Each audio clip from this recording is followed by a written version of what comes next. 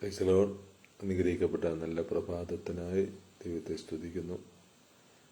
ഈ മനോഹരമായ പ്രഭാതം നമുക്ക് ദാനമായി തന്നത് ഓർത്ത് ഞാൻ ദൈവത്തെ വാഴ്ത്തുകയാണ്. ഇന്ന് ഞാൻ നിങ്ങളോട് സംസാരിക്കാൻ പോകുന്നത് യേശുക്രിസ്തുവിൻ്റെ ദൈവത്വത്തെ പറ്റിയാണ്. യേശു നമ്മുടെ നിത്യരക്ഷകനാണ്. യേശുക്രിസ്തു എന്ന് കേൾക്കുമ്പോൾ നമ്മുടെ ഹൃദയത്തിൽ വളരെ സന്തോഷവും ആനന്ദവും ഉണ്ടാകാം. എന്നാൽ യേശുക്രിസ്തുവിനെ പറ്റി വിവരിക്കുവാൻ വളരെ ബുദ്ധിമുട്ടാണ്. അവൻ്റെ അളവ് ഭൂമിയേക്കാൾ നീളവും കടലിനേക്കാൾ വീതിയും ആകാശത്തേക്കാൾ ഉയർച്ചയും പാതാളത്തേക്കാൾ ആഴവുമുള്ളതാണ്. യോബിൻ്റെ പുസ്തകം 11:8-9 വാക്യങ്ങൾ അത് വ്യക്തമായി വെളിപ്പെടുത്തുന്നു. യേശുക്രിസ്തുവിനെ തിരഞ്ഞ് കണ്ടുപിടിക്കുവാനോ എനിക്ക് അവനെ അന്വേഷിച്ച് കണ്ടുപിടിക്കുവാനോ അവൻ്റെ തികവിനെ പറ്റി വിസ്തരിക്കുവാനോ വളരെ ബുദ്ധിമുട്ടേറിയ കാര്യമാണ്. യോബ് 11:7 വാക്യത്തിൽ നമുക്കത് മനസ്സിലാക്കാം. എന്നിട്ടും 5 പ്രധാനപ്പെട്ട മേഖലകളിൽ അളക്കാൻ കഴിയാത്ത ക്രിസ്തുവിനെ നമുക്ക് വ്യക്തമായി വേദപുസ്തകത്തിൽ മനസ്സിലാക്കാൻ സാധിക്കുന്നു. ഈ 5 പ്രധാനപ്പെട്ട മേഖലകളെ പറ്റിയാണ് ഞാൻ ഇന്ന് രാവിലെ കാലം നിങ്ങളോട് സംസാരിക്കാൻ ആഗ്രഹിക്കുന്നത്. അതിൽ കൂടെ യേശുക്രിസ്തുവിൻ്റെ നിത്യതയെപ്പറ്റി, യേശുക്രിസ്തു നിത്യമായ ദൈവം എന്നതിനെപ്പറ്റി വളരെ വ്യക്തമായി വെളിപ്പെടുത്തുവാൻ ആഗ്രഹിക്കുന്നു. ഒന്നാമത്തേത് നിത്യത മുതൽ സൃഷ്ടി വരെയുള്ള ഭാഗവും, രണ്ടാമത് സൃഷ്ടി മുതൽ ബെത്ലഹേം വരെ, മൂന്നാമത് ബെത്ലഹേം മുതൽ ഉയർത്തെഴുന്നേൽപ്പ് വരെ, നാലാമത് ഉയർത്തെഴുന്നേൽപ്പ് മുതൽ ന്യായവിധി വരെയും, അഞ്ചാമത് ന്യായവിധി മുതൽ നിത്യത വരെയുള്ള കാലഘട്ടത്തെപ്പറ്റി ചുരുക്കമായ ഭാഗങ്ങളിൽ കൂടെ യേശുക്രിസ്തുവിന് നിത്യതയെപ്പറ്റി വെളിപ്പെടുത്തുവാൻ ആഗ്രഹിക്കുകയാണ്. നിത്യത മുതൽ സൃഷ്ടി വരെയുള്ള ഭാഗത്ത് നിന്ന് പരിശോധിക്കുമ്പോൾ യേശുക്രിസ്തു പർവ്വതങ്ങളും ഭൂമിയും അതിലെ നിവാസികളും ഉണ്ടാകുന്നതിന് മുമ്പേ, ലോകം ഉണ്ടാകുന്നതിന് മുമ്പേ നിത്യത മുതൽ ജീവിക്കുകയും വായ്ത്തലയുള്ള വയലിനേക്കാൾ മൂർച്ചയോടെ പ്രവർത്തിക്കുകയും ചെയ്യുന്നതായിട്ട് നമുക്ക് മനസ്സിലാക്കാൻ സാധിക്കുന്നു. സങ്കീർത്തനങ്ങൾ 90:2, എബ്രായർ 4:12. അവൻ്റെ കണ്ണിന് മറവായതൊന്നുമില്ല, എല്ലാം അവൻ്റെ സൃഷ്ടിയിൽ മലർന്നും തുറന്നും അത്രേ കിടക്കുന്നത്. എബ്രായർ 4:13. അവൻ്റെ ഉത്ഭവം പണ്ടേയുള്ളതും പുരാതനവും തന്നെ. മീഖ 5:2. തൻ്റെ ചുരുങ്ങിയ ഭൗമിക യാത്രയിൽ ലോകമുണ്ടാകുന്നതിന് മുമ്പ് സമ്പന്നമായ അവസ്ഥയിൽ താൻ അനുഭവിച്ചിരുന്ന മഹത്വത്തെ അവൻ ഓർത്തു. യോഹന്നാൻ 17:5. 2 കൊരിന്ത്യർ 8:9. യേശുക്രിസ്തു സമയപരിധിയില്ലാത്തവൻ, ഇന്നലെയും ഇന്നും എന്നേക്കുമുള്ളവൻ തന്നെ. എബ്രായർ 13:8. അവൻ നിത്യപിതാവാണ്. യേശുക്രിസ്തു കർത്താവാണ്. ഇത് സത്യമാകൊണ്ട് അവൻ സൃഷ്ടിയായി തീർന്നത് ഒരു ചെറിയ കാര്യമല്ല. ഒരു അനന്യനായ പിതാവിന് ജനിച്ചവനാണെന്ന് ക്രിസ്തുവിൻ്റെ ആശയം, അല്ലെങ്കിൽ ദൈവിക ഉറവിടത്തിൽ നിന്നുണ്ടായത് എന്ന ആശയം അവൻ കർത്താവാണ് എന്നുമായി യോജിക്കുന്നില്ലെന്ന് തോന്നിയേക്കാം. എന്നാൽ കൊലോസ്യർ 1:15 അവൻ സകല സൃഷ്ടികളിലെ ആദിജാതനാണെന്ന് പറഞ്ഞിരിക്കുന്നു എന്നത് മറ്റെല്ലാ സൃഷ്ടികൾക്കും മുൻപ് അവനെ സൃഷ്ടിച്ചു എന്ന അർത്ഥമല്ല. അങ്ങനെയാണെങ്കിൽ അവൻ തന്നെ സൃഷ്ടിച്ചു എന്ന് വരെയാണ്.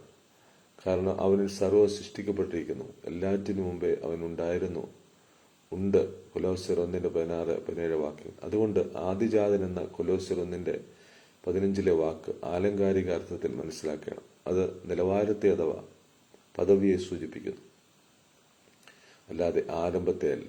യേശു പ്രധാനിയും പരമോന്നതനും എല്ലാ സൃഷ്ടികൾക്കും ഉയർന്നവനുമാണ്. സങ്കീർത്തനങ്ങൾ 89:27. അല്ലെങ്കിൽ യേശു ഒരു ക്രിസ്തുവായി സൃഷ്ടിയായി തീരും. യോഹന്നാന്റെ പ്രസ്താവന സത്യമല്ലാതാകുകയും ചെയ്യും. സകലവും അവൻ മുഖാന്തരം ഉളവായതൊന്നും അവനെ കൂടാതെ ഉളവായതല്ല. യോഹന്നാൻ 1:3. തത്വജ്ഞാനികളുടെ കാൽപാദങ്ങൾ പിൻപറ്റുന്ന ഒരു മതവിഭാഗം പറയുന്നത് യേശു സൃഷ്ടിക്കപ്പെട്ട ഒരു താഴ്ന്ന ഒരു ചെറിയ ദൈവമാണെന്നാണ്.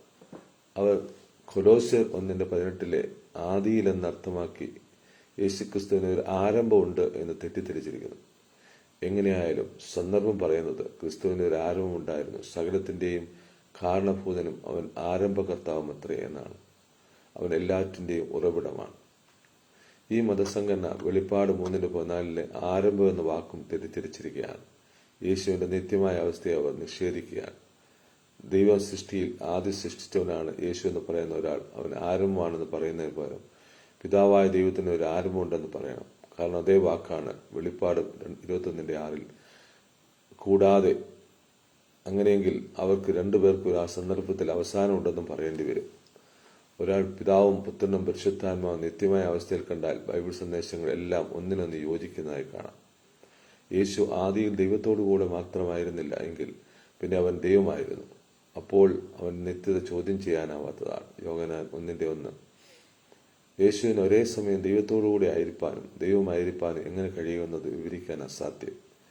ഗണേശാസ്ത്രത്തിലല്ല, പിന്നെ വിശ്വാസത്തിൽ ഒരാൾ പറയുന്നു 1 3 ആണ്, 3 ഒന്നാണെന്നും. ആവർത്തന പുസ്തകം 6:4, എബ്രായർ 1:9, പ്രവർത്തികൾ 5:3-4 വാക്യങ്ങൾ. സ്വഭാവത്തിൽ 3 പേരും ദൈവമാണ്, എങ്കിലും ഓരോരുത്തർക്കും തന്റേതായ മനസ്സുമുണ്ട്. റോമർ 8:27, ഫിലിപ്പിയർ 2:5.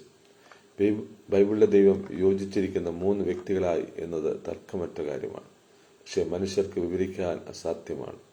അധികാരത്തിൽ യേശു പിതാവിന്റെ താഴെയാണെങ്കിലും പിതാവ് എന്നേക്കാൾ വലിയവനെന്ന് കർത്താവ് പറഞ്ഞപ്പോൾ യോഹന്നാൻ 14:28, അവൻ സ്വഭാവത്തിലും വ്യക്തിയിലും താഴ്ന്നവനല്ല, ഞാനും പിതാവും ഒന്നത്രേ. യോഹന്നാൻ 10:30 എന്ന് കർത്താവ് പറയുന്നു. അവൻ പിതാവിനോട് തുല്യനും അവനെ ദൈവമെന്നും വീരനാം ദൈവമെന്നും വിളിച്ചിരിക്കുന്നു. ഫിലിപ്പിയർ 2:6, യെശയ്യാവ് 9:6. പിതാവിന് താഴെയാണ് യേശു എന്ന കാരണത്താൽ ചിലർ അവന്റെ നിത്യത മാത്രമല്ല, അവന്റെ ദൈവത്തിന്റെ തേജസ്സിന്റെ പ്രഭയും തത്വത്തിന്റെ മുദ്രയുമാണെന്ന് പോലും നിഷേധിക്കുകയാണ്. പിതാവിന്റെ സ്വഭാവം പോലെ തന്നെയാണ് യേശുവിന്റെ വ്യക്തിത്വവും എന്ന് സ്വീകരിക്കുവാൻ 4-ാം നൂറ്റാണ്ടിൽ ജീവിച്ച അരിയസ് ഓഫ് അലക്സാൻഡ്രിയ തയ്യാറായിരുന്നില്ല. ക്രമേണ അവൻ പറഞ്ഞത് യേശു നിത്യനായിരുന്നില്ല, അവൻ മനുഷ്യരെക്കാൾ ഉയർന്ന സൃഷ്ടിയായിരുന്നു എന്നാണ്. എന്നാൽ ദൈവത്തെക്കാൾ അല്പം താഴ്ന്നവനും എന്നാണ് അദ്ദേഹം പറയുവാൻ കൂടെയായിരുന്നു. അത്തനേഷ്യസ് അരിയസിനെ എതിർത്തു. എബ്രായർ 1:3 സത്ത അല്ലെങ്കിൽ വസ്തുവിന് അവൻ ഊന്നൽ കൊടുത്തു. ഗ്രീക്ക് പദം ഹുപ്പോസ്റ്റാബിസ്. അവൻ പറഞ്ഞു, യേശു ദൈവത്തെ പോലെ അതേ വ്യക്തി തന്നെയാണ്. ഗ്രീക്ക് പദത്തിൽ നമ്മൾ മനസ്സിലാക്കുന്നത് ഹോമോസിയോസ്, അല്ലാതെ അവനെ പോലെ ഉള്ളവനല്ല. ഗ്രീക്ക് മറ്റൊരു വാക്ക് ഹോമോ ഇസിയസ്. ഒരക്ഷരം വിട്ടുകളയോ അല്ലെങ്കിൽ ചേർക്കുകയോ ചെയ്തു. ഐ എന്നാൽ ഉപദേശപരമായി സൃഷ്ടാവും സൃഷ്ടികർത്താവും മനുഷ്യരും ദൈവവും തമ്മിലുള്ള വ്യത്യാസമാണ്. ദൈവപുത്രൻ എന്ന പ്രയോഗം നാം ശ്രദ്ധിച്ചു പഠിക്കണം. കാരണം ദൈവം ഒരു മകനെ ജനിപ്പിച്ചിരിക്കുന്നു. പിന്നെ പുത്രൻ പിതാവിനേക്കാൾ ചെറിയവൻ, അതുകൊണ്ട് നിത്യനല്ല. ജനിക്കപ്പെട്ട ക്രിസ്തു എന്നേക്കുമുള്ള ക്രിസ്തുവാകാൻ സാധ്യമല്ല. എല്ലാ യുഗങ്ങൾക്കും മുമ്പേ ഉണ്ടായിരുന്നു എന്നുള്ള വാക്കുകൾ ഈ പ്രയാസം നീക്കുന്നില്ല. അല്ലെങ്കിൽ അവന്റെ എന്നേക്കുമുള്ള തലമുറ ആരംഭവും അവസാനമില്ലാതെ നിത്യമായി തുടരുന്ന ഒരു പ്രക്രിയയാണെന്ന് വ്യക്തമാകുന്നില്ല. ഇങ്ങനെയൊക്കെയുള്ള ഈ പ്രശ്നങ്ങൾ ഉയർത്തിക്കൊണ്ടുവരുന്നത് ഈ പ്രശ്നം ബൈബിൾ എഴുത്തുകാർക്ക് പരിഹരിക്കേണ്ടിയിരുന്നില്ല. കാരണം യേശു സൃഷ്ടിക്കുന്നതിന് മുമ്പ് തന്നെ, സൃഷ്ടിത്വത്തിന് മുമ്പ് തന്നെ ഉണ്ടായിരുന്ന ജനിക്കപ്പെട്ട അവസ്ഥയിലായിരുന്നു എന്ന് അവർ പറയുന്നില്ല. അവൻ ബെത്ലഹേമിൽ ജനിച്ചപ്പോഴാണ് ബൈബിൾ എഴുത്തുകാർ യേശു ജനിച്ചു എന്ന് പറയുന്നത്. ഈ വസ്തുത നിമിത്തം സ്പഷ്ടമായി അവനെ ദൈവപുത്രൻ എന്ന് വിളിച്ചിരിക്കുന്നു. ലൂക്കോസ് 1:35. അതുപോലെ ആലങ്കാരികമായി യേശു മരിച്ചവരെന്ന് ഉയർത്തെഴുന്നേറ്റു.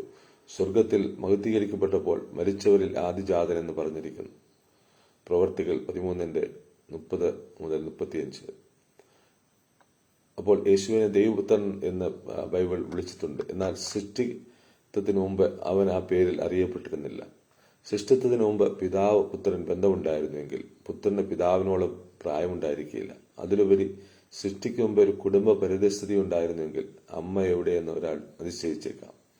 പരിശുദ്ധാത്മാവിന് കുടുംബപരമായി എന്ത് ബന്ധമാണ് ഉണ്ടായിരുന്നത്? സൃഷ്ടിത്വത്തിന് മുമ്പ് യേശു ദൈവപുത്രനല്ലെങ്കിൽ ആ വിഷമകരമായ ചോദ്യങ്ങൾ നീങ്ങപ്പെടുന്നു.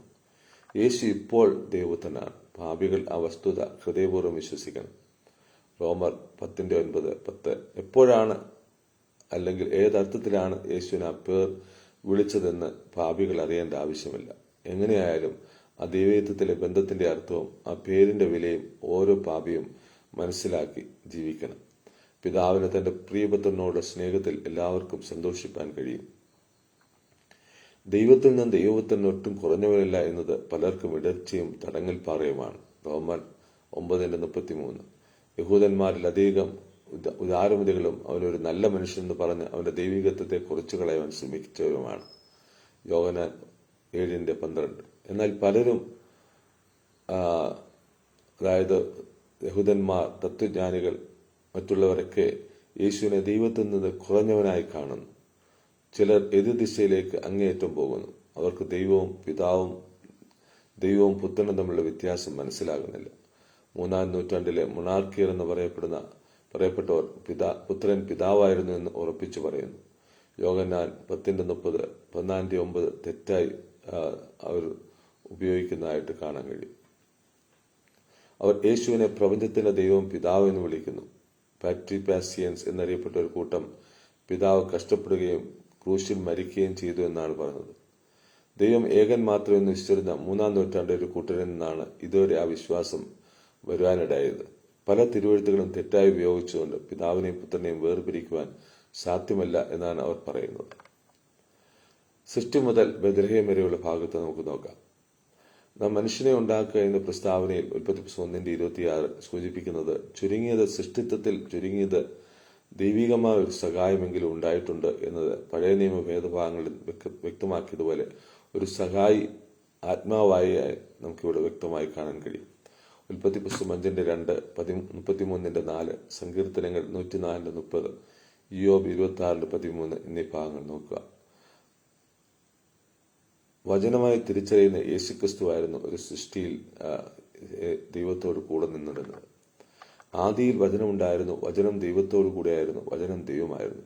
അവൻ ആദിയിൽ ദൈവത്തോടു കൂടെയായിരുന്നു. സകലവും അവൻ മുഖാന്തരം ഉളവായതൊന്നും അവനെ കൂടാതെ ഉളവായതല്ല. യോഹന്നാൻ 1:1-3 വരെയുള്ള ഭാഗത്ത് വ്യക്തമായി വെളിപ്പെടുന്നു. ജഡത്തിൽ വന്നവൻ വചനം അഥവാ ലോഗോസ് ആയിരുന്നു എന്ന് യോഹന്നാന്റെ പ്രസ്താവന ആയിരക്കണക്കിന് മനസ്സുകൾക്ക് ഗ്രഹിക്കുവാൻ കഴിയാതെ പോവുകയില്ല. ഒരു വാക്യത്തിൽ അവൻ ദൈവമായി തിരിച്ചറിയുകയും മറ്റൊന്നിൽ ദൈവത്തിൽ നിന്ന് വേർപെട്ടും കാണുന്നു. ലോഗോസ് കൂടാതെ ഒന്നും ഉളവായില്ല. ആ പ്രയോഗത്തിന്റെ അർത്ഥം എന്താണ്? ഒരു സർവനാമമായി അത് ആശയവിനിമയം നടത്തുവാനുള്ള ഉച്ചാരണ ശബ്ദം എന്ന നിലയിൽ പ്രാധാന്യമുള്ളതാകാം. കേൾക്കാവുന്ന ഒരു ശബ്ദമായി കരുതേണ്ട, എന്നാൽ ഒരുപക്ഷെ പ്രവൃത്തികളെ സംബന്ധിച്ച് താഴെ പറയുന്ന പ്രസ്താവനകളിൽ അന്തർലീനമായേക്കാം. അവൻ അരുളി ചെയ്തു, അങ്ങനെ സംഭവിച്ചു. അവൻ കൽപ്പിച്ചു, അങ്ങനെ സ്ഥാപിതമായി. സങ്കീർത്തനങ്ങൾ 33:9. യഹോവയുടെ വചനത്താൽ ആകാശവും അവന്റെ വായിലെ ശ്വാസത്താൽ അതിലെ സകല സൈന്യമുള്ളവായി. സങ്കീർത്തനങ്ങൾ 33:6. അതുകൊണ്ട് യോഹന്നാന്റെ അധികാരത്തിൽ ദാവീദിന്റെ പ്രഖ്യാപനത്തെ ഒരാൾ കൃത്യമായി തന്നെ സങ്കീർത്തനങ്ങൾ 33:6 വായിക്കുമ്പോൾ മനസ്സിലാക്കുന്നത് യഹോവയുടെ വചനത്താൽ ആകാശവും അവന്റെ വായിലെ ശ്വാസത്താൽ അതിലെ സകല സൈന്യവും ഉളവായി. എങ്ങനെയായാലും ലോഗോസ് അഥവാ വചനം ഉപയോഗിച്ചിരിക്കുന്നത് വെറും ഉച്ചാരണ ശബ്ദം മാത്രമായിട്ടല്ല, അവൻ ദൈവം തന്നെയായിരുന്നു. യേശുവിനെ ലോഗോസ് എന്ന് വിളിച്ചിരിക്കുന്ന ഒരുപക്ഷെ ഗ്രഹിക്കാവുന്നത് കൊണ്ടാകാം. വിചാരത്തെ ആശയരൂപത്തിൽ അയക്കുന്നതാണല്ലോ വായ കൊണ്ടുള്ള ഉച്ചാരണം. അതുകൊണ്ട് ലോഗോസ് എന്നത് ചിന്തയും വിവേകവും ഉൾപ്പെടുന്നതാണ്. തത്വശാസ്ത്രത്തിൽ ലോഗോസ് നിർവചിക്കുന്നത് പ്രപഞ്ചത്തിന്റെ വിവേകമുള്ള തത്വമായിട്ടാണ്. യേശുവിനെ ആകുമ്പോൾ അത് ദൈവത്തിന്റെ ജ്ഞാനം, വിവേകം, ചിന്ത എന്നിവയാണ്. യേശു ലോഗോസ് ആണെന്ന് പറയുമ്പോൾ അവൻ ജ്ഞാനത്തിന്റെയും വിവേകത്തിന്റെയും മൂർത്തിഭാവമാണ്. ലോഗോസ് സൃഷ്ടിയിൽ ജ്ഞാനവും വിവേകവും മാത്രമല്ല പ്രദർശിപ്പിക്കുന്നത്, പഴയ നിയമത്തെ ദൈവശാസ്യമാക്കി യഥാർത്ഥ ലേഖകൻ സൃഷ്ടിക്ക് ശേഷവും അവന്റെ പ്രവൃത്തി തുടർന്നുകൊണ്ടിരിക്കുന്നു. പ്രവാചകന്മാരിൽ ക്രിസ്തുവിന്റെ ആത്മാവുണ്ടായിരുന്നു. 1 പത്രോസ് 1:10-11 വാക്യങ്ങളിൽ. ദാവീദ് എങ്ങനെ പറഞ്ഞു? ദാവീദിനെങ്കിലും ദൈവശ്വാസ്യമാക്കിയത് ക്രിസ്തുവായിരുന്നു. യഹോവയുടെ ആത്മാവ് എന്നിൽ സംസാരിക്കുന്നു, അവന്റെ വചനം അഥവാ ലോഗോസ് എന്റെ നാവിന്മേലിരിക്കുന്നു. 2 ശമൂവേൽ 23:2. സൃഷ്ടി മുതൽ ബെത്ലഹേം വരെ പ്രപഞ്ചം സൃഷ്ടിച്ച സൃഷ്ടികർത്താവ് മാത്രമായിരുന്ന യേശു ഇസ്രായേൽ അനുഗമിച്ച ആത്മീയ പാറയായിരുന്നു. അവൻ മുഖാന്തരമായിരുന്നു ഇസ്രായേലിന്റെ ദാഹം ശമിച്ചത്. 1 കൊരിന്ത്യർ 10:4. അവസാനമായി പ്രത്യേകതയുള്ള ഒരു പ്രയോഗത്താൽ അവനെ വിവരിച്ചു എന്നത് വരുവാനുള്ള ഒരുവൻ എന്ന വാക്കിൽ പ്രത്യാശ ഉണർത്തുന്ന ഒരു നാമമായിരുന്നു അത്. സങ്കീർത്തനങ്ങൾ 118:26, മത്തായി 11:3, 21:9 എന്നീ വാക്യങ്ങൾ ശ്രദ്ധിക്കുക. അടുത്തതായി ബേത്ലഹേം മുതൽ ഉയർപ്പ് വരെ. കാലസമ്പൂർണതയിൽ വാഗ്ദാനം ചെയ്ത വരുവാനുള്ളവൻ സ്വർഗത്തിൽ നിന്ന് ഇറങ്ങി വന്നു. യോഹന്നാൻ 6:81, ഗലാത്യർ 4:4. മുൻപ് സ്വർഗത്തിൽ ലോഗോസ് ആയിരുന്നുവെങ്കിലും ജഡമായി തീർന്നു മനുഷ്യർക്കിടയിൽ വസിച്ചു. യോഹന്നാൻ 1:14. ദൈവം ഭൗതികമായി പദ്ധതി ഒരുക്കിയതനുസരിച്ച് സ്ത്രീയുടെ സന്തതിയായി, അബ്രഹാമിന്റെ സന്തതിയായി, ദാവീദിന്റെ സന്തതിയായി, കൂടാതെ ദൈവഭക്തി അനുസരിച്ച് അവൻ കന്യകയിൽ ജനിക്കണം എന്നത് അപ്രധാനമായ ഒന്നല്ല. പ്രകൃതിശാസ്ത്ര പണ്ഡിതന്മാരുടെ ചോദ്യമായ അപ്പനില്ലാതെ എങ്ങനെ ശിശു ഉണ്ടാകും എന്നതിനു മുൻപിൽ ചില വിശ്വാസികൾ ബലഹീനമാകാറുണ്ട്.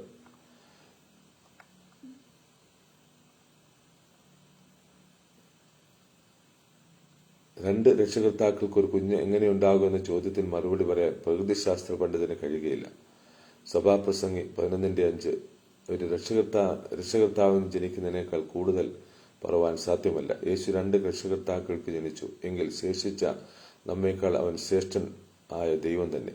ഒരാൾ യേശുവിൽ വിശ്വസിക്കുന്നു എന്ന് പറയുകയും അവന്റെ കന്യകാജനനത്തെ തള്ളിക്കളയുകയും ചെയ്താൽ അയാൾ യേശുവിനെ വെറും ഒരു മനുഷ്യനായി മാത്രം കാണുന്നു.